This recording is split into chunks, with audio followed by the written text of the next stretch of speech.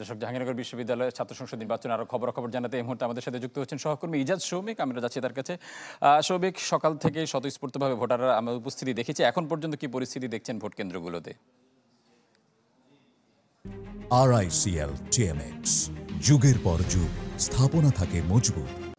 আমি যে ভোট কেন্দ্রে রয়েছি এটি হচ্ছে 10 নম্বর হল, যেটি আগে বঙ্গবন্ধু হল নামে পরিচিত ছিল। এই হলে টোটাল ভোটার সংখ্যা রয়েছে 522 জন, থাকলেও গত রাত পর্যন্ত বেশ কিছু পরিবর্তন হয়েছে, যার কারণে এখন 502 জন ভোটার রয়েছে। এবং 502 জন ভোটারের বিপরীতে আপনি জানেন যে প্রত্যেকটা কেন্দ্রে 10% করে অতিরিক্ত ব্যালট রাখা হয়েছে, যা সেই হিসাবে এখানে ব্যালট পেপার দেওয়া হয়েছে, 600টি ব্যালট পেপার দেওয়া হয়েছে। এবং আমরা যদিও এই হলে ভোট গ্রহণ, অর্থাৎ প্রত্যেকটা কেন্দ্রে ভোট গ্রহণ 9টা থেকে শুরু হওয়ার কথা থাকলেও এখানে ঠিক 42 মিনিট পরে ভোট গ্রহণ প্রক্রিয়া শুরু হয়েছে। এবং এই কারণ হিসেবে প্রিসাইডিং অফিসার বা ভোট কেন্দ্র সংশ্লিষ্ট যারা রয়েছেন তারা বলছেন যে এখানে ব্যালট উপকরণ, ব্যালট বক্স থেকে শুরু করে সব কিছু এখানে পৌঁছানো এবং সেই হিসেবে প্রসেস করতে বা সেগুলো একটা প্রক্রিয়ার মধ্যে আনতে যথেষ্ট সময় লেগেছে এবং 40 মিনিটের উপরে সময় লেগেছে।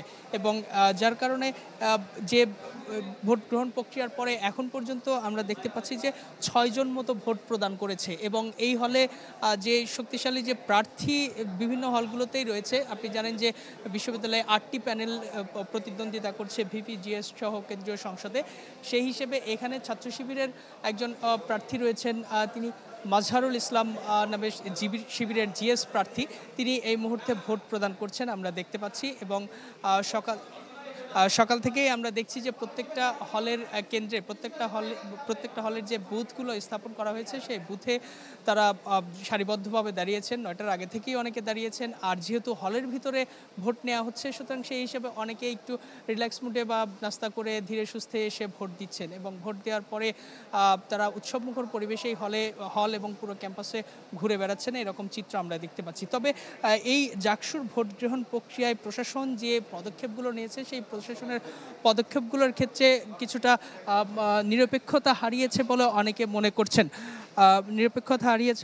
মনে করছেন। এবং সেক্ষেত্রে ডোপ টেস্ট নেওয়া হয়েছে গত 2 দিন আগে, সেই ডোপ টেস্টের রেজাল্ট এখনও দেওয়া হয়নি। এবং একই সঙ্গে আমরা দেখেছি যে পোলিং এজেন্ট, প্রার্থীদের পোলিং এজেন্ট।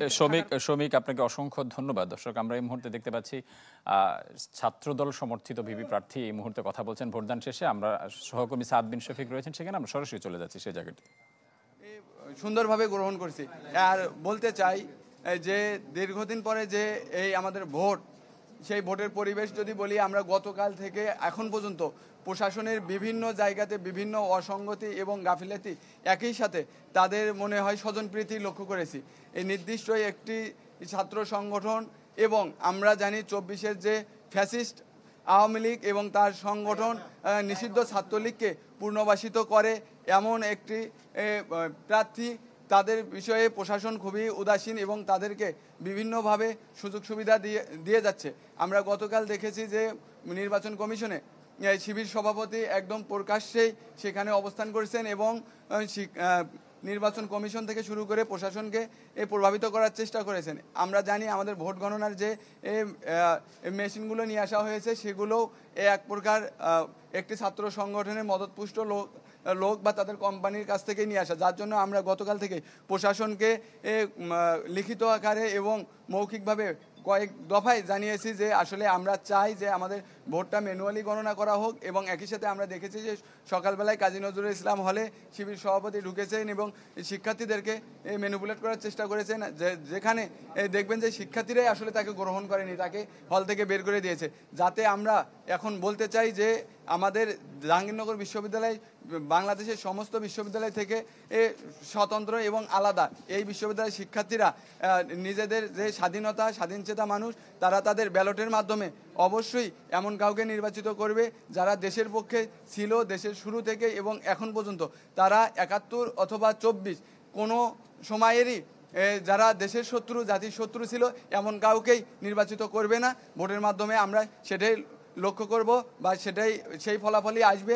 আর যার জন্য বাংলাদেশ জাতীয়তাবাদী ছাত্রদল সমর্থিত যে প্যানেল, এই প্যানেল এবং জাতীয়তাবাদী ছাত্রদল সবসময় দেশের শুরু থেকে দেশের ক্লান্তি লগ্নে সবসময় গণতান্ত্রিক যাত্রাকে অব্যাহত রাখার জন্য দর্শক ছাত্রদল সমর্থিত ভিভি প্রার্থী কথা বলছিলেন। এই মুহূর্তে কথা বলছে ছাত্র শিবির সমর্থিত প্যানেলের জিএস প্রার্থী। আমরা সরাসরি চলে যাচ্ছি সেখানে। এখন পর্যন্ত নির্বাচনে যে পরিস্থিতি দেখতে পেয়েছি, আমরা ইতিপূর্বে অবগত করেছি যে বিশ্ববিদ্যালয়ের যে নির্বাচন কমিশনার তাদের যে ত্রুটিগুলো, সেই ত্রুটিগুলো আসলে ছোট ছোট ত্রুটিগুলো অনেক বড় আকার এখানে পড়ছে। প্রথমত গতকাল যেভাবে বহিরাগতরা এবং প্রাক্তন শিক্ষার্থীরা এই ছাত্রদলের, যুবদলের এবং বিএনপিপন্থী শিক্ষকরা যেভাবে নির্বাচন কমিশনারে ঢুকে আসলে ষড়যন্ত্রমূলক পরিস্থিতি তৈরি করেছে বলে আমরা উদ্বেগ প্রকাশ করেছি। একই সাথে এরপর আমরা কিছু দাবি জানিয়েছিলাম যেন পোলিং এজেন্টের ব্যাপারটা ক্লিয়ার করা হয়, ডোপ টেস্টের ব্যাপারে ক্লিয়ার করা হয় এবং একই সাথে যে ব্যালট পেপার রয়েছে, ব্যালট পেপারের ক্ষেত্রে ওনারা কি করেছেন, একটি হলে যদি 522 জন ভোটার থেকে থাকেন সেখানে 600টি ব্যালট দিয়েছেন। একই সাথে কোথাও যদি আবার 390 জন থেকে থাকেন সেখানে 400টি ব্যালট দিয়েছেন। আমরা এই জায়গায় স্পষ্টভাবে বলেছিলাম যে এই যে অতিরিক্ত ব্যালটগুলো আসলে সমস্যাজনক, এগুলো কোনো স্বচ্ছতার ক্ষেত্রে অন্তরায়। সে জায়গায় আমরা বলেছিলাম এই অতিরিক্ত ব্যালটগুলো যেন না রাখা হয়, কিন্তু আমরা আজকে এসে দেখতে পাচ্ছি প্রায় প্রতিটি হলেই অতিরিক্ত ব্যালটগুলো সহ ওনারা রাখা হয়েছেন। ওনাদের কাছে যে বক্তব্য, ওনাদের এই ব্যাপারে কোনো ক্ল্যারিফিকেশন নেই, ওনাদেরকে এই ব্যাপারে কোনো ইনস্ট্রাকশন নেই। আমরা খুবই দুঃখের সঙ্গে জানাচ্ছি যে নির্বাচন কমিশনার নির্বাচনের স্বচ্ছতা নিশ্চিতের ক্ষেত্রে যত প্রকার ভূমিকা রাখার কথা, সেই ভূমিকা রাখার ক্ষেত্রে এখনও আসলে তারা পর্যাপ্ত ভূমিকা রাখতে পারছে না। আমরা আশা রাখছি পোলিং এজেন্টের ব্যাপারে যে সংশয়টা রয়েছে সেই সংশয়টা তারা দ্রুত দূর করবেন এবং অতিরিক্ত যে ব্যালট নাম্বার, এই অতিরিক্ত ব্যালট নাম্বার ভোট কেন্দ্রে রাখার দ্বারা নির্বাচন কারচুপির সংখ্যাকে উস্কে দেওয়ার কোনোভাবে সমীচীন মনে করছেন। আমরা আশা রাখছি।